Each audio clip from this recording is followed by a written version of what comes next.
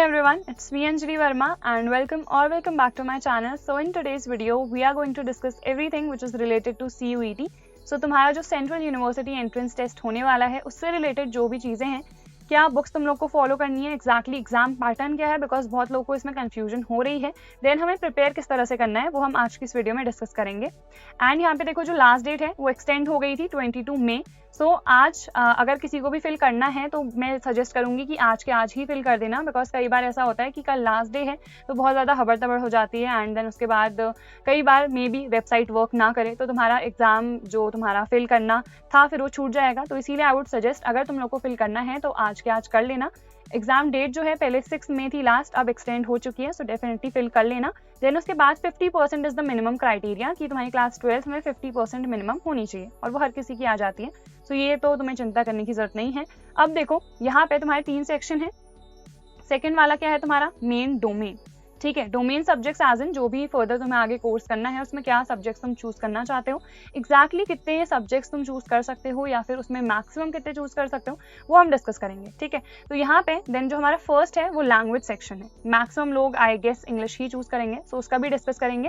Then third तुम लोग का आ जाता है जनरल टेस्ट वाला, ठीक है।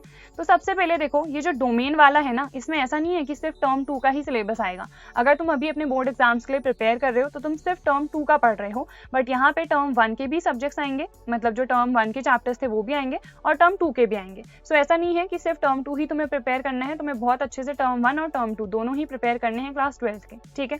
तो यहाँ पे अगर डोमेन सब्जेक्ट्स के लिए बुक हमें कौन सी चाहिए वो तुम लोग को चाहिए।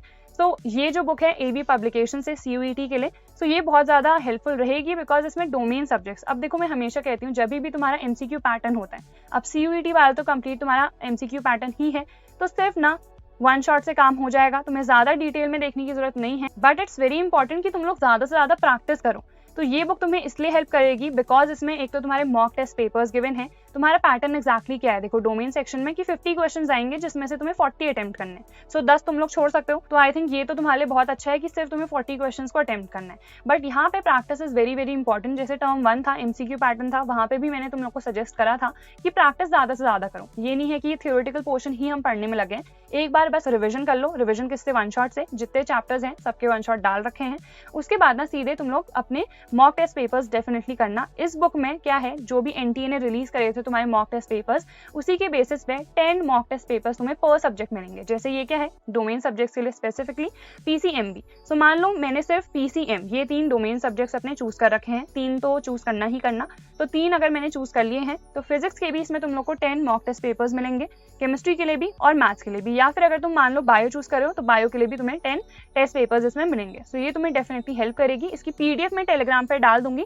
सो टेलीग्राम जिसने ज्वाइन नहीं करा कर लेना, स्टडी वेयर हाउस। एंड फिलहाल मैं तुम लोग को दिखा देती हूँ, जैसे ये मेरा फिजिक्स का प्रैक्टिस पेपर 1 है, ठीक है। तो यहाँ पे सारे MCQ जो भी क्वेश्चंस है वो तुम लोग को यहाँ पे गिवन है, देन वो तुम्हारा खत्म हो गया। एंड ऐसा नहीं है कि 50 से सिर्फ 40 ही प्रैक्टिस करना, तुम्हें 50 के 50 क्वेश्चंस प्रैक्टिस करने हैं, बिकॉज ये तुम्हारी प्रैक्टिस हो रही है। ये नहीं है कि तुम वहाँ एग्जाम दे रहे हो तो तुमने कहा यार इसमें से मुझे 10 नहीं आ रहे छोड़ दो, जो 10 नहीं आ रहे हैं यहाँ पे तुम्हें प्रैक्टिस करना है। जैसे ही तुम्हारा एक प्रैक्टिस पेपर खत्म हुआ तुम्हें आंसर की गिवन होगी, तो अगर आंसर सही है तो ठीक है, अगर कोई क्वेश्चन में डाउट हो रहा है या फिर कोई क्वेश्चन तुम्हारा गलत हो गया है तो एक्सप्लेनेशन भी तुम्हें उसके बाद गिवन है। So you don't have to worry about this कि सिर्फ पेपर ही हमें मिल रहे हैं, एक्सप्लेनेशन नहीं मिल रहा है। अगर कोई क्वेश्चन समझ में नहीं आ रहा है तो तुम देन उसका एक्सप्लेनेशन भी देख सकते हो। सो इसकी जो बाय लिंक है मैं डिस्क्रिप्शन में डाल दूंगी, you can directly go and check it out. Then इसके बाद हम एग्जैक्टली एग्जाम पैटर्न हमारा क्या है वो डिस्कस कर लेते हैं। तो एक बात बहुत इंपॉर्टेंट है कि कोई भी अगर तुम्हें क्वेश्चन नहीं आ रहा है, तुम्हें लग रहा है कि तुम्हारा आंसर गलत हो सकता है, तो टिक करने का अब वो तुम्हारा रिस्क है, ठीक है। क्योंकि -1 अगर तुम्हारा इनकरेक्ट आंसर होगा तो 1 मार्क्स तुम्हारा कट जाएगा। अगर वो मान लो तुक्के से तुम्हारा सही हो गया तो तुम्हें +5 मार्क्स मिल जाएंगे। सो तुम्हारे ऊपर है तुम क्या करते हो वहाँ पे। अगर डाउट हो रहा है, मैं तो वैसे यही सजेस्ट करूंगी कि 1-2 क्वेश्चन में तुक्के मार सकते हो, बट ये नहीं है कि हर उसमें तुम तुक्का ही मार रहे हो, ठीक है। तो 1-2 में तुक्के मार लेना, बिकॉज अगर 2 गलत हो गए तो -2 तुम्हारा हो जाएगा, बट अगर वो सही हो गए तो +10 तुम्हें मिल जाएगा, ठीक है। तो ये हो गया। Then domain subjects, like I told you books कौन सी फॉलो करनी है, एंड डोमेन सब्जेक्ट तुम क्या चूज कर रहे हो, आगे तुम्हें कौन सा सब्जेक्ट चाहिए है उसी के बेसिस पे अपना डोमेन सब्जेक्ट चूज करना। मैक्सिमम लोगों ने फिल कर दिया होगा अभी तक।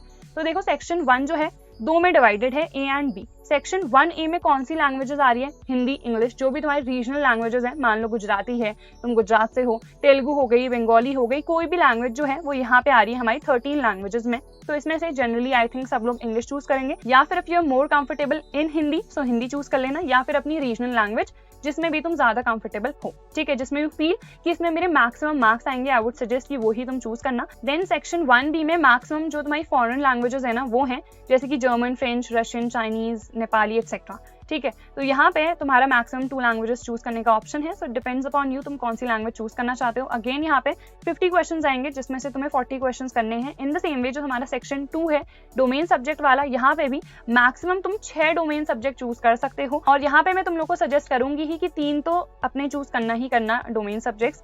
देन वी हैव अगेन यहाँ पे 50 क्वेश्चंस आएंगे जिसमें से तुम्हें 40 अटेम्प्ट करने पड़ेंगे। 27 टोटल तुम्हारे पास डोमेन सब्जेक्ट्स हैं जिसमें से तुम 6 चूज कर सकते हो मैक्सिमम, ठीक है। देन वी हैव सेक्शन 3, अब ये तुम्हारा जनरल टेस्ट है एंड यहाँ पे 75 क्वेश्चंस आएंगे जिसमें से तुम्हें 60 क्वेश्चंस करने हैं। अब देखो 15 क्वेश्चंस तुम्हारे पास छोड़ने का ऑप्शन है, तो जैसे हमारे पास क्या है, जीके हो गई, रीजनिंग हो गई, वी हैव क्वांट मतलब मैथ्स तुम्हारी क्लास 8 तक की, करंट अफेयर्स हो गए, अब रीजनिंग में भी एनालिटिकल, लॉजिकल। अब एग्जैक्टली अगर तुम लोग को नहीं पता है कि ये क्या क्या चीजें हैं, इसकी सेपरेट पीडीएफ चाहिए होंगी, तो मुझे बता देना, मैं टेलीग्राम पे डाल दूंगी। तो यहाँ पे ये भी बहुत इंपॉर्टेंट सेक्शन है, बिकॉज यहाँ पे कई लोग जो हैं प्रिपेयर नहीं कर रखते हैं स्टार्टिंग से। कई लोग होते हैं जिन्हें करंट अफेयर्स पसंद नहीं होते हैं, कई लोग को जो मैथ्स आती है जनरल गवर्नमेंट एग्जाम्स में भी जो आती है वो पसंद नहीं होती है, या फिर जीके हो गई, रीजनिंग हो गई, कई लोग को नहीं पसंद होती है, ठीक है, तो पहले से प्रिपेयर नहीं करे रखते हैं। सो अभी it's very important that you focus on this section as well. Domain subjects के लिए तो तुम्हारे प्रैक्टिस पेपर से तुम्हारा काम चल जाएगा, बट यहाँ पे इट्स वेरी इंपॉर्टेंट कि तुम प्रैक्टिस करते जाओ, ठीक है। अब इंग्लिश में अगर तुम इंग्लिश एज अ लैंग्वेज तुम चूज करते हो, सो यहाँ पे it's very important that you work on your vocabulary, grammar section, grammatical mistakes तुम ना करो। Then reading is very very important, maybe your comprehension type questions कुछ तुम्हें दे दें, बट एग्जैक्टली पैटर्न तुम लोग चेक कर सकते हो क्या है।